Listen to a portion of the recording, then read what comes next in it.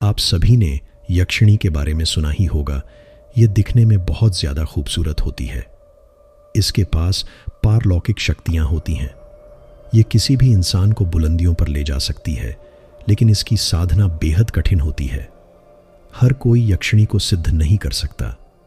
आज की कहानी भी ऐसे ही साधक की है जो अपने समृद्ध जीवन के लिए यक्षिणी को सिद्ध करने की राह पर चल पड़ा।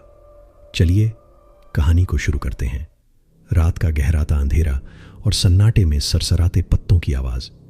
सूर्यकांत ने अपनी घड़ी देखी। रात के 12 बज चुके थे। आज उसकी साधना का 7वां दिन था। घना जंगल, ऊंचे ऊंचे वृक्ष और एक विशाल पीपल का पेड़, जिसके नीचे उसने एक त्रिकोण बनाकर दीप जलाए थे। हवा में एक अजीब सी गंध थी, जैसे किसी ने अभी अभी धूप दीप जलाए हों। सूर्यकांत ने मंत्रोच्चार शुरू किया। उसकी आवाज कांप रही थी, लेकिन उसने हिम्मत नहीं हारी। घड़ी की सुइयां जैसे थम गई थीं। अचानक एक सर्द हवा का झोंका आया और उसकी मोमबत्तियां बुझ गईं। आसमान में गहरे बादल घिरने लगे। उसने महसूस किया जैसे कोई अदृश्य शक्ति उसके चारों ओर घूम रही हो। क्या यह यक्षिणी आ रही है? उसने खुद से सवाल किया, लेकिन कुछ नहीं हुआ। 7 दिन की साधना के बावजूद कोई संकेत नहीं मिला। निराश होकर वह वहां से चला गया। सूर्यकांत अपने घर लौटा और थक कर बिस्तर पर गिर पड़ा। उसे याद नहीं कि कब उसकी आंख लग गई, लेकिन आधी रात को अचानक एक झटके से वह उठ बैठा। कमरे में घना अंधेरा था, लेकिन उसे एहसास हुआ कि कोई उसके पास खड़ा है। उसने इधर उधर देखा, कोई नहीं था। जैसे ही वह पानी पीने के लिए उठा, अचानक एक अदृश्य शक्ति ने उसे जोर से बिस्तर पर पटक दिया। कौन है? उसने घबराकर कहा। कोई जवाब नहीं, लेकिन कमरे में ठंडक बढ़ गई थी और ऐसा लग रहा था जैसे कोई वहां मौजूद हो। अगली रात फिर वही हुआ। इस बार उसने दरवाजे पर हल्की दस्तक सुनी। जब उसने दरवाजा खोला तो वहां कोई नहीं था, लेकिन जैसे ही उसने दरवाजा बंद किया, एक धीमी हंसी गूंज उठी। मैं आ रही हूं। उसके शरीर में सिहरन दौड़ गई। यह यक्षिणी थी। सूर्यकांत अब हर रात कुछ न कुछ अजीब महसूस करने लगा था। कभी कमरे में धीमी फुसफुसाहटें सुनाई देती, कभी उसे लगता कि कोई उसके करीब आकर सांस ले रहा हो, लेकिन जब वह पलटकर देखता, वहां कोई नहीं होता। उसकी नींद पूरी तरह उड़ चुकी थी। वह बेचैन रहने लगा था। लेकिन उस रात कुछ ऐसा हुआ जिसने उसकी दुनिया ही बदल दी। रात के ठीक 3 बजे उसकी आंख अचानक खुली। पूरे कमरे में हल्की रोशनी फैल रही थी, लेकिन उसका कोई स्रोत नहीं था। और फिर वह उसे दिखी, एक स्त्री, अपार सौंदर्य की मूर्ति।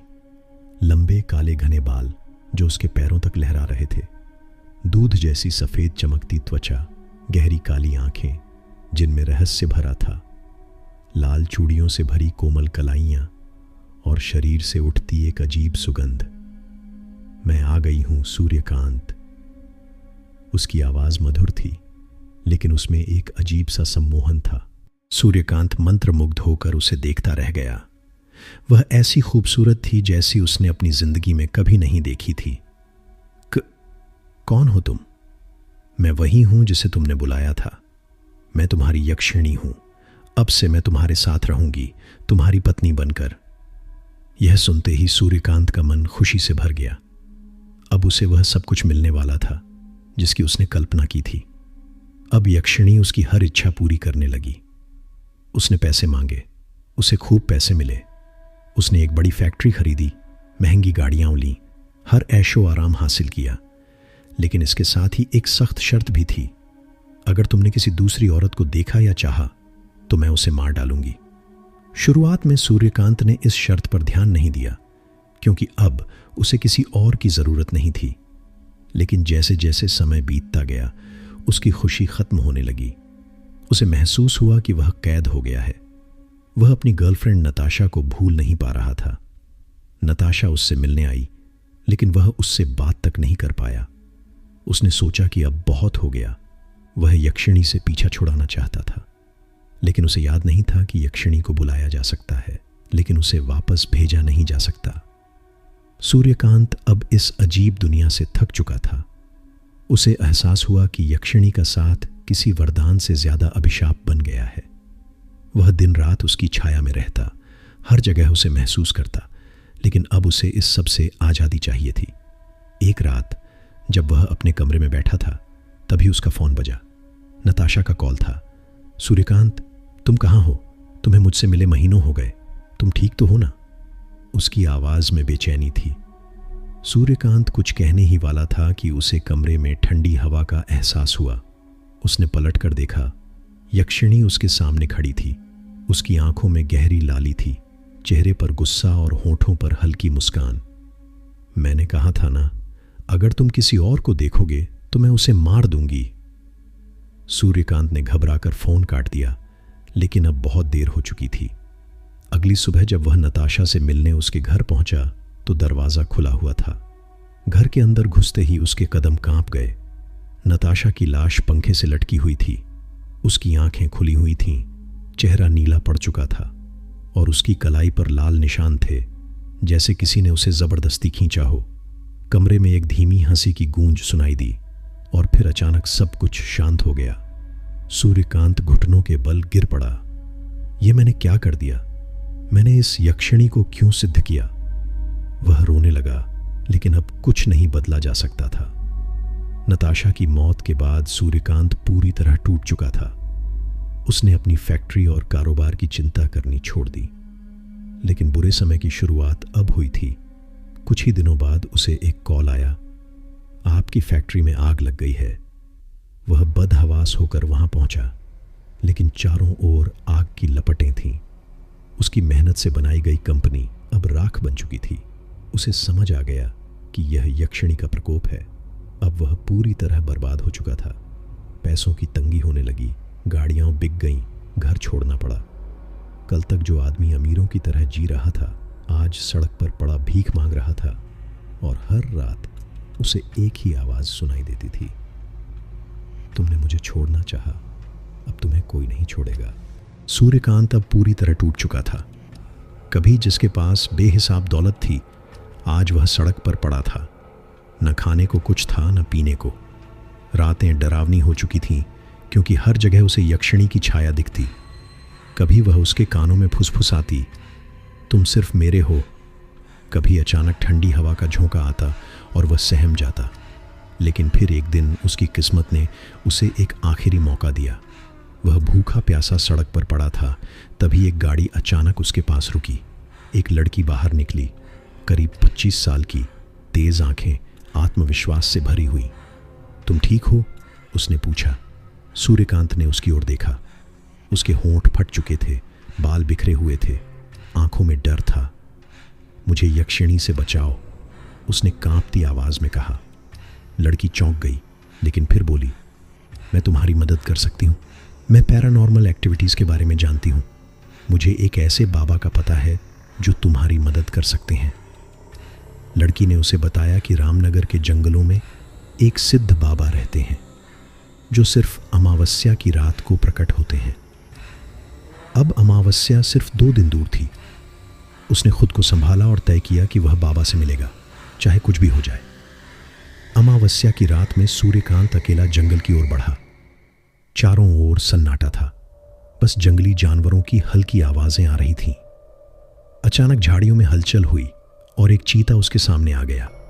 वह पीछे हटने ही वाला था कि अचानक हवा में एक धीमी हंसी गूंज उठी। तुम यहां से नहीं जा सकते। यह यक्षिणी थी। लेकिन तभी जंगल में एक जगह हल्की रोशनी दिखी। वहां सिद्ध बाबा खड़े थे, सफेद दाढ़ी, गेरुए वस्त्र और तेज आंखें। आओ, मैं तुम्हारी मदद करूंगा, उन्होंने कहा। सूर्यकांत बाबा के पास पहुंचा और पूरी कहानी बताई।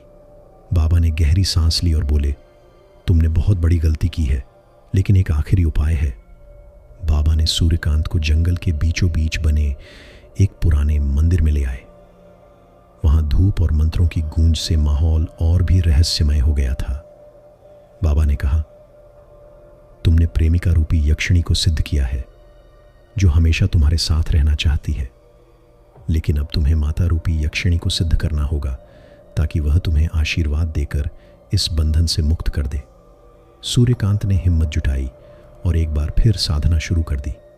रात गहराती गई और चारों ओर अजीब सी ऊर्जा महसूस होने लगी।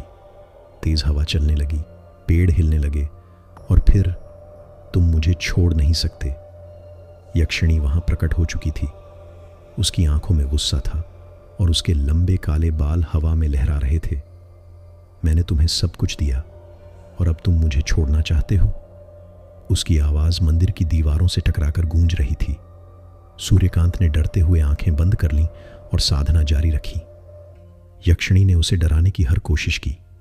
कभी वह उसके चारों ओर चक्कर लगाने लगी, कभी उसका स्पर्श महसूस हुआ, कभी उसने मोहक आवाज में उसे बुलाया, लेकिन वह अडिग रहा।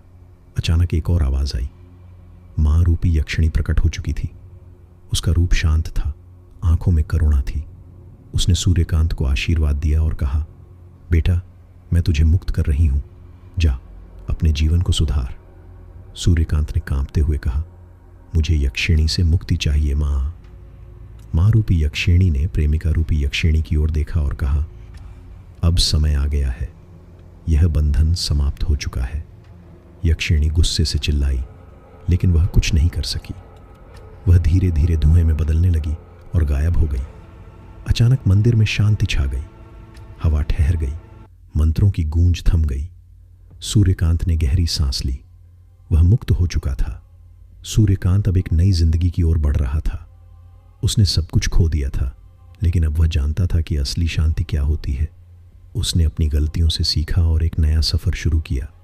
कहीं दूर हवा में एक धीमी फुसफुसाहट गूंज रही थी, अगर तुमने फिर मुझे पुकारा, मैं लौट आऊंगी। तो दोस्तों, ये थी एक यक्षिणी की कहानी। आपको ये कहानी कैसी लगी कमेंट करके ज़रूर बताएं।